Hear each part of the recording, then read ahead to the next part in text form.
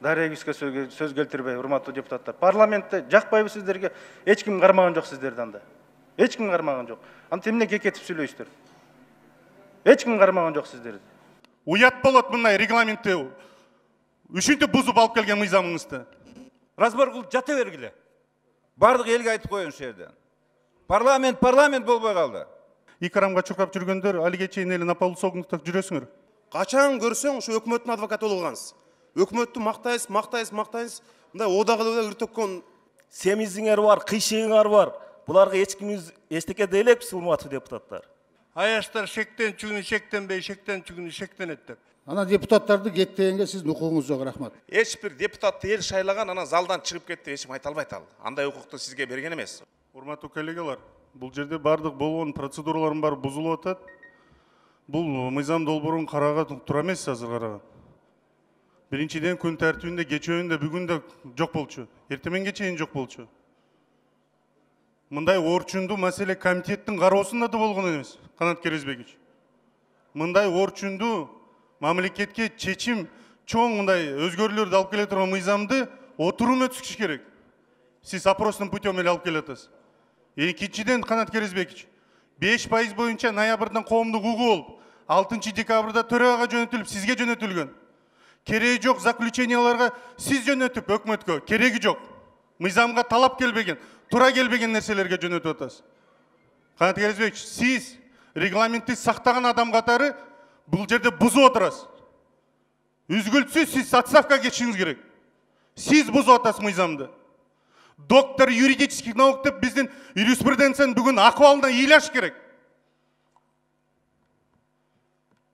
Интеллигентті адамдар доктор наук болот, доктор юридикалык наук болот. А сиз болсо, берде аны уяткарып, көптөгөн академиктердин бетине кара көө жаап жатасыз. Уят болот мындай регламентти үчүнтүп бузуп алып келген мыйзамыңызды. 5%ды адилеттиги үчүн биринчи же четке кагыңыз, же талкууга коюңуз.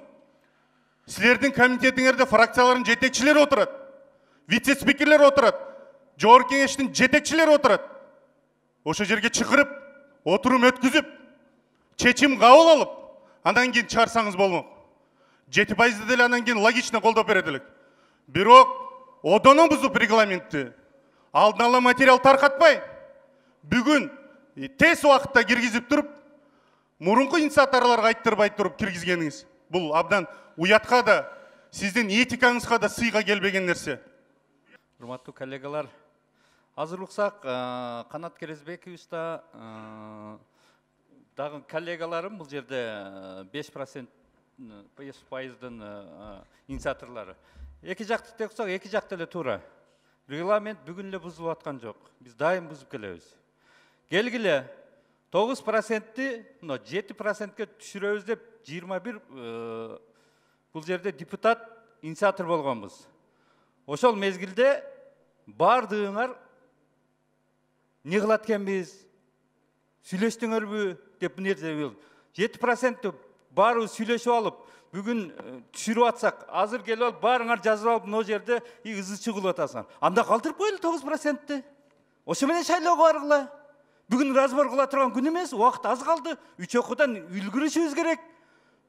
Мына жерде эки колдоп, суроо жоопту токтотуп эле 9%, 7% башка эчтеке изменение, эчтеке киргизе албайсыңар. Разбор кылыштын кереги жок, өзүбүздү көрсөтүп, нерде кыйын болуштун кереги жок.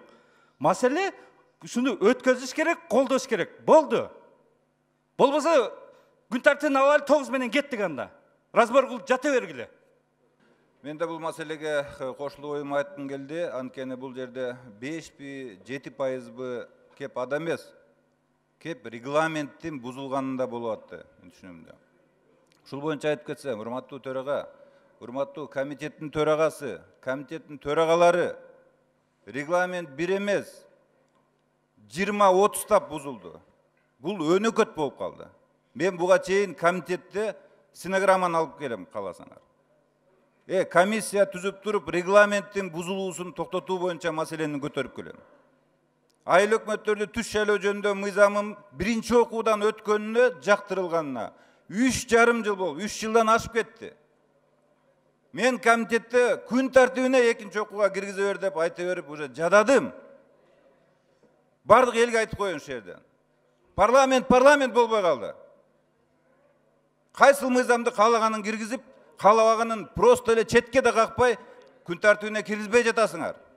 Мына өкмөттүн отчету боюнча, тиги башка маселелердин отчеттору боюнча, башка прокурордун отчеттору боюнча мыйзам киргиздим эле. Канааттандырарлык эмес деген баа болсо, кетирүү жөнүндө. Комитеттен өткөн, урматтуу төрага. Жарым жыл болуп калды, күн тартибине кирбейт палатага. А эмне үчүн? Же бир депутат мыйзамы кирет, калганы кирбейби? Мына ушундай кош стандарттуулук көптөн бери биздин алтын чакылышта келатат. Мына ошону эгер кааласаңыздар азыр комиссия түзөйүк. Мен өзүм эле бир 20-30 фактыны билем, регламент бузулганынан. Мына бүгүн ошо уже көтөрүлүп атат, чатак айланып атат. Биздин парламенттин сапаты ошодон кетип атат. Двойной стандарт кругом. Ошондуктан азыр мен урматтуу төрага сунуш киргизем. Ушул регламенттин бузулганы жөнүндө, бузгандар жөнүндө чара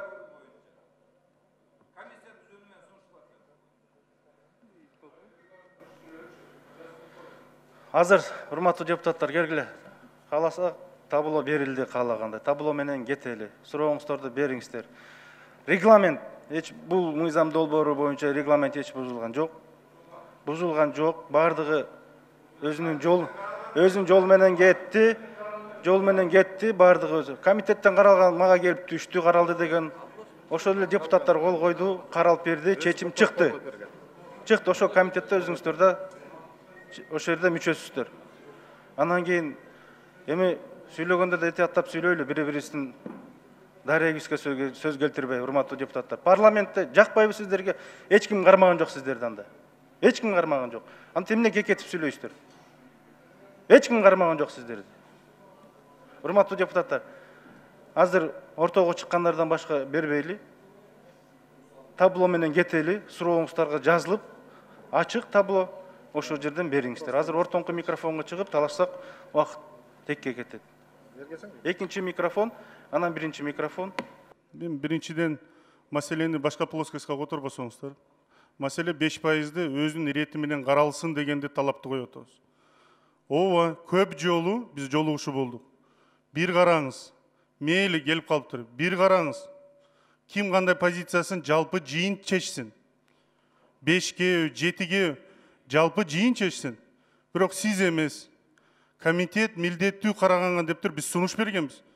Көп жолу сүйлөшүүлөр болгон, маселенин башка плоскостька. Анан кээ бир балдар бүгүн катарсис болуп атат, бир Атамбаев убакта мындай болду дегенде болупчу. На полусогнутых икрамга чуркап жүргөндөр, алиге чейин эле на полусогнутых жүрөсүңөр. Токтоткулачы мына бири-бириңерди. 9%-ды 106 добуш менен кабыл алынган. Ошол жерде парламенттик угу болгон. Дастан Арыспеков отурган жерде Иса Шишимкулов өткөн парламенттик угуну. Монтип бир күндө алып келе салып түрткөн эмес болчу. Урматтуу төрага, мен мына нерсени айткым келип атат. Азыр интернетте окуп чыктым, сиз депутат Кенжебек Бокоевго жакпаса кетип кал деген реплика таштадыңызбы? Мен эч кимдин атын атаган жокмун, Ишкак Абсаматович. Бирок Кенжебек Бокоев сиздин пикир айтканда ушундай айттыңызбы? Мен депутаттар эмге жакпаса бул парламент.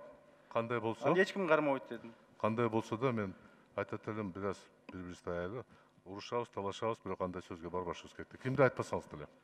Урматтуу кесиптештер. Ишкак Абсаматович, анда сиздерде ошол сыйлап, бири-бирибизди сыйлап, ошо ортоңку микрофонго чыкканда да бири-бирибиздин адресибизге сүйлөп атканда этияттап сүйлөйлү. Сиздерге болот экен да башкаларга болбойт бекен анда. Эмне же микрофон сиздер үчүн эле ушу турду ушул жерде. Сиздер этияттаңыздар анда.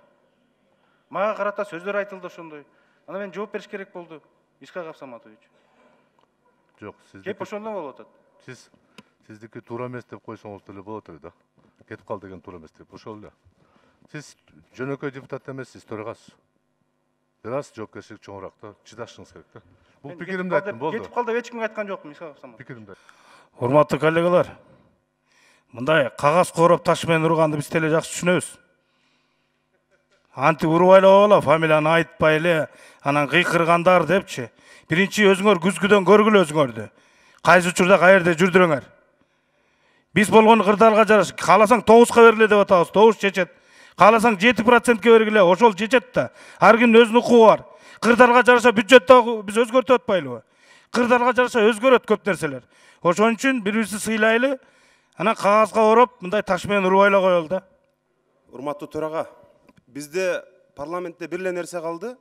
Эми регламентке жогору жактан дабыру алгандардын мыйзамы биринчи кирет, анан алар көп талкуулабай эле жарым саат талкуулап туруп өтөт дегенди жазып койсок, мына реалдуулукка эми ошол эле калды бизде. Үстүдөн дабыру алгандардыкы мыйзамы эми биз билип атабыз эми кандай ким макулдук берди, анан ошондон кийин ким чыгарып атканын. Биринчиден, экинчиден мындай.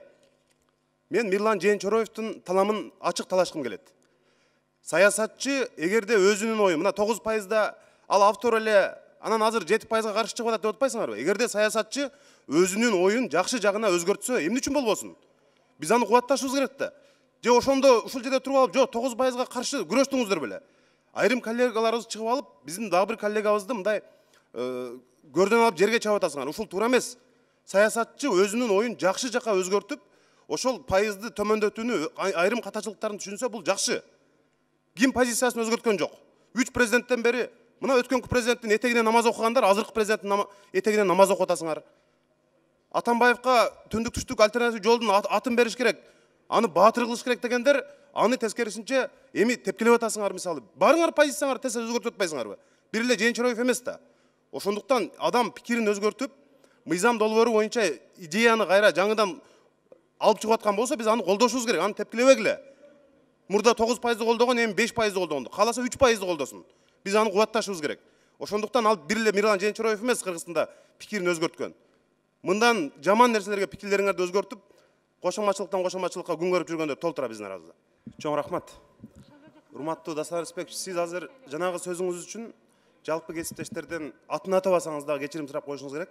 Бул жерде эч ким кармаган жок деп сиз айтпадыңызбы?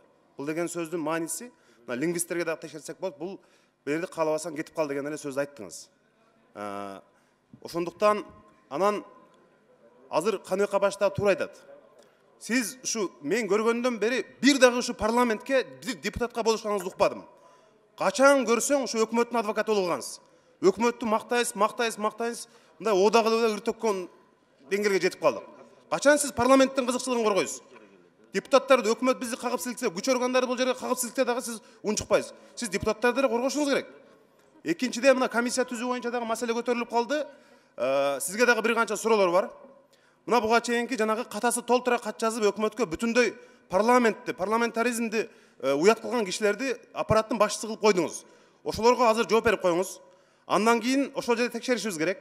Төрага тарабынан, төрагандын фонду тарабынан бөлүнгөн акчаларды, ошондой эле акыркы мына 1 жыл 2 жылдын ичинде жанагы төраганын фондунан бөлүнгөн акчага жасалган сааттар, грамоталар кимдерге берилип атат? Эмгеге сиңгенби, сиңген эмеспи?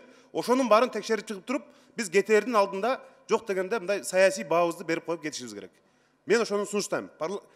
Түзөлүү. Азыр бул жерге мындай башкалардын кошоматчыларын чыгып укканын биз каалабайбыз. Адилеттүү мындай комиссия иштесин дагы ошону карап жыйынтык чыгарып коелу. Биз дагы жүзүбүздү жарык кетели. Негизи бүгүн мындай жок жерден мындай көп маселе көтөрүлүп атат да. Бул жерден ошол эле грамота боюнча, саат боюнча деп атат. Ар бир комитет ошол жерде депутаттар өздөрүңүздөр сунуш бергенсиздер. Ошол жерде баардыгын өзүңүздөр колдоп атасыздар. Бул жердеги алып чыккан маселени добушка койдурганы ар бир депутаттын укугу болуп атат. Ошонун баардыгын койдуруп берип атат. Могу жерде ызуучу кылып атасыңар да. Анан бул жерден сөздөн адашып калса, же болбосо башка болсо ошону сурапчы. Анан бул жерде эч бир идеальный эч кимдер жок. Баарыбыз бири-бирибизди билебиз. Камерага карап туруп жакшы сүйлөсөңөр, кылган ишиңер башы мындай кудай көргүс нерселерди кыласыңар. Не жерде 200 адамдар турасыңар. Семизиңер бар, кыйшыгыңар бар. Буларга эч кимиз эчтеке дей элекпиз, урматтуу депутаттар. Ошондуктан бир кичине өзүңөрдү кармасаңар, кармап жакшы мындай болуп. Же бирөөңөрдү семиз, бирөөңөрдү кыйшыксыңар деп атабызбы? Ошондуктан өзүңөрдүн сыйыңарды билгиле, жакшынакай болгула. Рахмат, урматтуу төрага. Мен жана бир сизди же бир комитеттин немесине, тиги адресине бир кызматтан кет же парламенттен кет деп бир сөз айткан жок элем. Азыр тиги сизге бир көңүлүңүзгө салып коеюнчу деп атам да. Өзүңөрдө мындай баарын кетирүүчү элестетип албасаңар, эл каалаганда парламентти кетирет. Ел шайласа біз барыбыз келебиз. Сіз ал жерде жөн эле алып баруучусуз. Мындай биртке ылдый түшүп, ордуңарга келсеңер, өзүңөрдү элестетип кетпей. Анан кийин урматтуу төрага, тиги парламентти мен жана айтсам, эки стандарт деп. Мен ага конкреттүү факт обоснованиям бар, комиссия түзөйүк деп айттым. Ушундай кош стандарт менен парламентти уят кылып атасыңар деп айттым. Төрага катары сизге ошо чара көрсүн деп. Мен ошол фактыларды обосновать этип бере алам. Канча жолу регламент бузулуп атат. Бир мыйзам кирет, бирөө болсо 3 жылдап кирбейт. Ошол жөнүндө айтып атам. Анан эми парламент жакпаса кетип кал деп мага үйрөтпөзүңөр. Өзүңөрдү карап алсаңар мындай. Өзүңөрдү карап алачы деңгээлиңерди. Кенжебек Сатымкулович, рахмат. Бирок өзүңүзгө, сиздин дарегиңизге мен эч кандай кет деп сөз айткан жокмун. Аны өзүңүзгө кабыл алсаңыз, аны өзүңүз билесиз. Бирок мен андай сиздин адресиңизге, сиздин дарегиңизге айткан жокмун. Ана мени ылдый түш, өйдө түш дегендей, сиз да этеттеп сүйлөңүз. Сиз канча бир нече ирет ушу микрофонго чыгып, менин адресиме, жеке менин адресиме сөз айткан сизге болот экен да. Ана мен айтып калсам, болбой калат экен. Анда сиз да бир аз этеттеп сүйлөңүз. Мен жерде эле басып жүрөмүн. Анан сиз мени бастырганга сиз жол үйрөтпөйсүз. Ошол үчүн сиз да этияттап сүйлөңүз. Түшүнүктүү болсо ошол сизге. Биринчи микрофон. Дастан Артысбекович, эми биз 10 жылдан бери чогуу депутат болуп келатабыз. Сиз эми модераторсуз алдыгы жерде. Сизди сыйлап, биз эч качан мындай бир 10 жылдан бери бир жаман сөз айткан жокпуз. Спикер болгондон кийин сиз калыс болушуңуз керек. Анан бизди кетире турган, чын айтканда, эл шайлагандан кийин эл кетирет болуш керек. Модератор болгондо сиз калыс алып барышыңыз керек да. Биз деле мынакей канча парламентте болуп аткан нерселерди ушул жерге ачык айтып чыга элекпиз мындай. Мындай калыстык менен карасаңыз сиз дагы. Анткени себеби мынакей фамилиялар айтылып атат, тигилер болуп атат, ошолорду тыйып, регламентти карап деген эле сөз. А регламент боюнча көрүп атабыз да, кандай нерселер кандай өтүп атат, кандай болуп атат. Биз 10 жылдан бери мешекте кылып жүргөн жокпуз. Бул жерде регламенттерди да көрүп атабыз, мыйзамдарды да көрүп атабыз, кандай болуп аткан. Ошол боюнча эле сөз болуп атат да. Анан сиз кет деп айтканга укугуңуз жок деп ойлойм да мен да. Максат Эсенович, эми сыйлайбыз бири-бирибизди баардыгыбыз. Анан сиздин дарегиңизге мен бир катуу сөз айтып койсом, эгерде мен сөзүмдү аткалам, бирок мен сиз жөнүндө сөз да кылган жокмун. Бирок сиз бул темада азыр маанисин билбей калдыңыз болуш керек. Эмне деп айтылган, анан бир аз билип, билбей чыгып сүйлөй турсаңыз. Ал жерде сөз болгон. Парламент жөнүндө сөз болгон. Мен ошондо жалпы айттым, эгерде кимде ким ушу парламент жактырбай атса, анда кете эле калсын дедим. Мен же сиздин дарегиңизге айттымбы, же Кенжебек Сатымкуловдун дарегине айттымбы, же башка депутатка айттымбы? Мен де өзүм оюмду айттым. Мен де өзүм оюмду айтканга укугум бар. Анан иштин кандай алып баруу, теңчилик, модератордо отасыз, аны билемин. Жолу бар өзүнүн регламент. Мен регламенттен аша чапкан жокмун. 4-чү микрофон. Урматтуу Дастан Артысбекович, урматтуу депутаттар, могу бири-бирибизди сыйласак да, себеби ол жерде туруп алып эле бири сөзгө кабыл алып анан кийин жел өпкөлөнгөндү токотот ол да. Өпкөлөнгөндө баарыбыздын өпкөбүз бар. Анан общий разговор болду да бул жердечи. Анан сеники туура эмес, төраганыкы туура эмес, комитеттин төраганыкы туура эмес деп айтып атышат. Кандай туура эмес бул? Бул жерде калыстык керек да. Чындык сиздер ушул жерде отурат. Может мен айтып аткандыр. Может сиздер да айтат, анан өзүңөргө алып эле шектүү шекинет болуп айта бересиңерби? Эстебиз турсун айтып айткан илгеричи. аяштар шектен чүгүнү шектенбей, шектен чүгүнү шектенет деп. Зачем? Бұл общий айтылған сөз. Емесе туғандар давай бір-бірімізді сыйлайлы. Мына ансы тілесі бір ай қалды. Жақсылап өткөрөлү, анан жөнө туруп алып эле бирдемеге нааразы болуп, анан жана бир бала айтпадыбы, тукумдан кыр чыгарбагыла деп. Давай, тукумдан кыр чыгарбагыла. Токтоткула. Регламент жакшы эле болуп атат. Сиз алып бара бериңиз. Жакшыраак бүтсүн. Рахмат. Рахмат, Камчыбек Жолдошбаевич. Үчүнчү микрофон. Рахмат, мен жана конкретно алып баруучулук катары, урматтуу коллегалар, сын пикир айттым. Комитеттин төрагасына айттым, парламенттин төрагасына айттым. Анткени булар алып барып атат, күн тартибин ушулар чечип атат. Депутаттык катары алардын намысына мен шек келтирген жокмун. Бирок кызмат адам катары мынакей кээ бир мыйзамды киргизет, кээ бирин киргизбейт. Мына ошону менин коллегаларым Никитенко, Масалиев, Денчуровтар айтса, мен да кошумча ошол обоснование мен айттым фактыларды. Аларды коюп берүүгө даярмын депчи. Ошондойду оңдоп кетсеңер, ошондой одоно каталарды кетирбесеңер, ошондой двойной стандартка жол бербесеңер. Анткени эл карап туруп бизге баасын берип атат да, биз ошодон мындайча айтканда биз чара көрбөзөк деп ошол нерсени биз айтпасак ким айтат? Өзүбүздү өзүбүз мактап отура берейик банда. Ошол нерсени айттым. Анан сын пикирди көтөрүп туруп, кайра аны тиги обратно неметип туруп баягы жакпаса кетип калды. Бул элдин тиги добушу, элдин орду. Аны сиз да башка эч ким чече албайт. Ар бир депутаттын өзүнүн орду бар. Ошондуктан сын пикирге обоснованно регламент менен жооп бериш керек. Анан бир келсе эле мыйзам бузулган жок деп элечи. Албетте бузулуп атыр, фактылар бар деп атам. Комиссия түз десем болбой жатасың анакей. Канчадан бери айтып келатам. Бузбай иштейик, болду. Адрес неге кетпегиле анан кийин. Биринчи микрофон. Менин фамилиям айтылып калды, Дастан Арыспекович. Билип билбей эмес, угуп отуруп айтып атабыз бул нерсени. Парламентте сиз депутаттардын башын бириктирип, наоборот, кеттебей, ушул жерде жакшы иштеп бергиле деп турушубуз керек. Биз билип билбей деп, мисалы үчүн мен кечөө келген депутат эмесмин, мага антип айткандайчы. Көрүп туруп сүйлөп атабыз. Просто өзү айтпайлы дедик эле айттырып атасыз да. Сиз жакпасаңыз биз дагы кетпейби деп айтышыбыз керекпи? Сиз жакпасаңыз. Мына канча жерде айтылып атат, жазылып атат. Парламентти сылдың кылып атат спикер деп.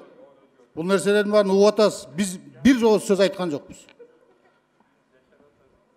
Анан бул нерселерди мындай кичине сый урматты да сиз билиңиз да алдыгы жерде отургандан кийин. Биздин башыбызды бириктирип туруңуз деп отургузганбыз алдыгы жерге сизди. Анан депутаттарды кет дегенге сиздин укугуңуз жок, рахмат. Мен депутаттарды кет деп айткан жокмун. Анан айтып эле келгенсиз, мен дарегиме ушул микрофондон айтып эле жүрөсүз. Айтып бериңиз. Бизди эч ким кой дебейт, токтотпойт. Ал сиздин укугуңуз. Бирок сыйлаган кишиге сый көрсөт дейт. Сиз да сыйды билишиңиз керек анда. Анан ошону билип билбей туруп эле чыгып сүйлөп атасыз сиз да. Бешинчи микрофон. Рахмат, урматтуу Дастанбек Артысбекович. Мына сын пикирлер болуп атат. Мен суранат элем. Төрага катары ушул бүгүнкү маселелерде 10дон ашык дагы маселе бар. Ушу уюштуруп, күн тартиби менен ишти алып барсаңар, мындай перепалка кылбайчы. Суранат элем да. 6-чы микрофон. Урматтуу төрага, урматтуу кесиптештер, негизги сөз айтылды окшойт. Биз ушул жакта сиз менен иштешкен бир 7-чи, 8-чи спикерсиз. Тиги Бөрүбаев, Текебаев, Келдибеков, Асылбек Шарыпович, Чыныбай Турсунбеков баары менен иштештик. Бирок сиз гана өкмөткө келген адвокат болуп туруп аласыз да. Сиз өкмөттүн төрагасы эмес, сиз парламенттин төрагасысыз. Анан кийин бүт мыйзам боюнча эле адвокат боло бересиз да. Мисалы үчүн мен айыл чарбасын жакшы билбейм, мен сүйлөй албайм. Сиз бүт маселе боюнча эле специалист боло бересиз да. Бул парламентке аброй алып келбейт. Жана депутаттардын айтканынан туура жыйынтык чыгарыңыз. Урмат, бул да парламенттин аброю. Мен ошону сизге депутат катары айтып атам. Анан эч бир депутатты эл шайлаган, анан залдан чыгып кетти деп эч ким айта албайт ал. Андай укукту сизге берген эмес. Ошон үчүн өкмөт келгенде сиз парламенттин позициясын колдошуңуз керек. Ал мыйзамды окуган жоксуз бу? Комментарий бербеңиз. Мындайын ошону токтотуңуз. Ушундай билесиз, Сапар Исаков премьер болгондо мен сөзүмдү жулуп алып Сапарды колдодуңуз эле. Ал Сапар каякта отурат? Азыр да Кабыл Кажиевди колдоп атасыз. Өкмөттү, урматтуу депутаттар, биз мыйзам жазып колдойду. Мактап колдойбуз дегендерге эки комуз берели, төргө чыгып мактасын. Ошондон экономика жакшы болуп кетеби? Анан бюджет деген бул парламенттин конституциясы. Bir жылда эки жолу карайбыз. Ошондо дагы сиз кайра өкмөттүн позициясын колдойсуз. Бул өкмөткө жамандык кылалы деген жокпуз. Бирок өкмөткө жанагы камтылбай кеткен маселелерди мыйзамда жок жактарга барбасын деп сизге чейинки иштеп кеткен спикерлерден үлгү алыңыз. Биз да кээде депутат болуп жаңылабыз, бирок бөлөктөрдөн улуу аксакалдан үлгү алабыз. Кечээки позицияңыз, бүгүнкү позицияңыз жаккан жок. Көрүп атасыз, буякта 10 чакты депутат сын пикир айтты. Ошону туурап алыңыз, урматтуу төрага.